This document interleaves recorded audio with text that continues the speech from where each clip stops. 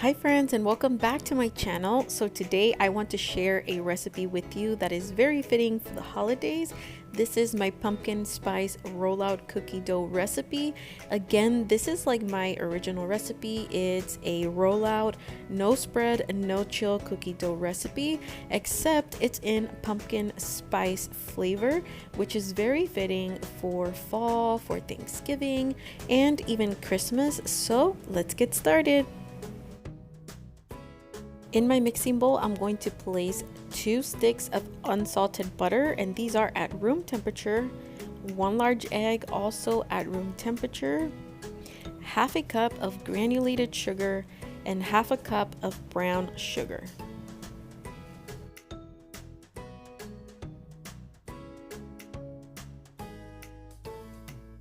Now that we have this first part of our ingredients in, we are going to mix until all of them incorporate, and usually for this part I like to mix between 3 to 4 minutes until the eggs, the butters, and the sugar are able to become fluffy.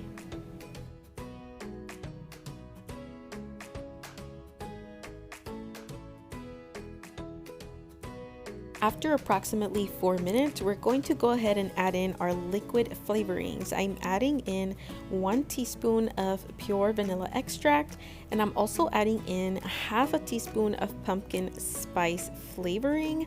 Now for this part, if you don't have the liquid pumpkin spice flavoring, you can add this additional half a teaspoon of pumpkin spice in powder form. Well, just as a reminder, it's always good to add in your liquid flavorings during this portion of the mixing process because it makes it a lot easier and a lot better for the flavorings to incorporate.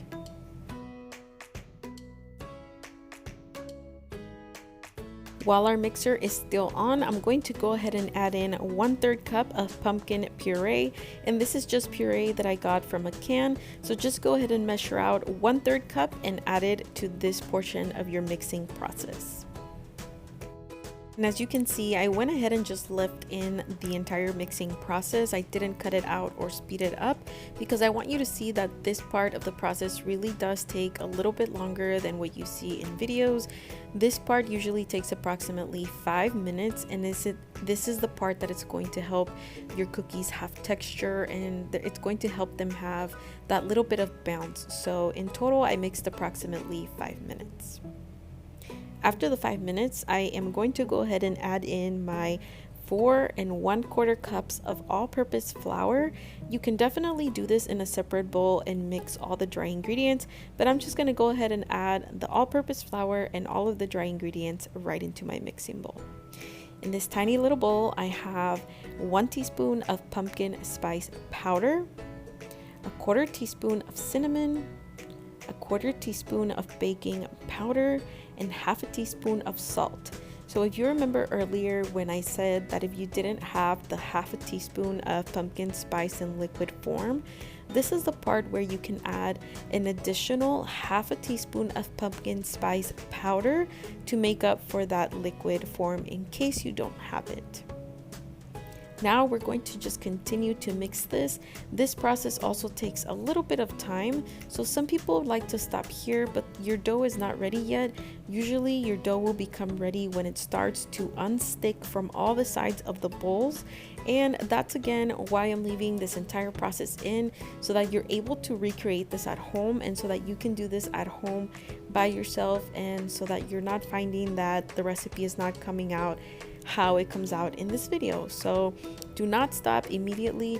Make sure that you reach the point where your dough is completely combined, and when you see that it is no longer sticking to the sides of the bowls, that's when your dough is ready. Your dough should look like this. It should be a little bit wet, a little bit squishy, but it shouldn't stick to the sides of the bowls. This is exactly what we're looking for. For rolling out the dough, I have showed you this process in a few of my previous videos, so I like to use the Dough Easy rolling system, which is basically a silicone mat, and as you see, those little red ruler looking things are the sizers, so that's what's going to give me the thickness, and the rolling pin is from Wilton. If you don't have this rolling system, you can definitely use 2 sheets of parchment paper or 2 pieces of parchment paper, along with those yardsticks used to mix paint from Home Depot. They have the same thickness, and you can use a rolling pin that you have at home. What I do like to do is that although this is a non-stick silicone mat, I do like to sprinkle the bottom of the surface with a little bit of powdered sugar. Some people like to use flour. I prefer to use powdered sugar because I just feel like it gives the dough a little bit of a better flavor. And since we will be mixing all of this dough back in to continue to cut more shapes, I'd rather have a little bit more sweetness than to get my dough tougher by adding more flour. I hope that makes sense.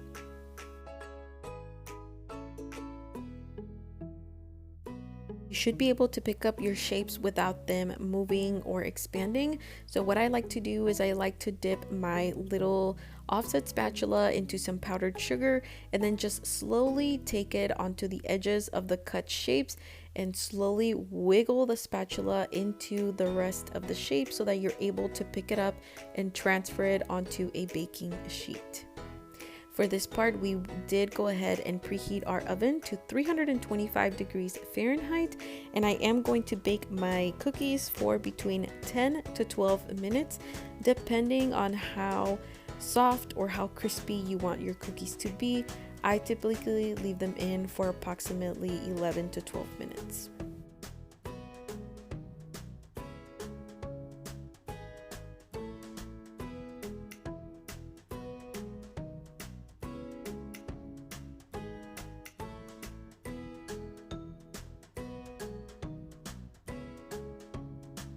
If you do have any leftover dough and you wanted to put it into the freezer or the refrigerator, just go ahead and do what I did here. So I basically wrapped it into some saran wrap, and I'm just going to flatten it out a tiny little bit and then place it into a Ziploc bag.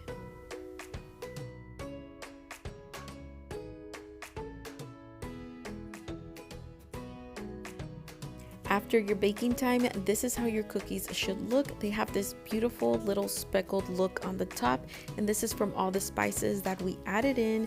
And with this baking temperature and this baking time, this is how your cookies bake inside. So they'll have a soft, crispy outer edge, and then inside they will be soft and chewy.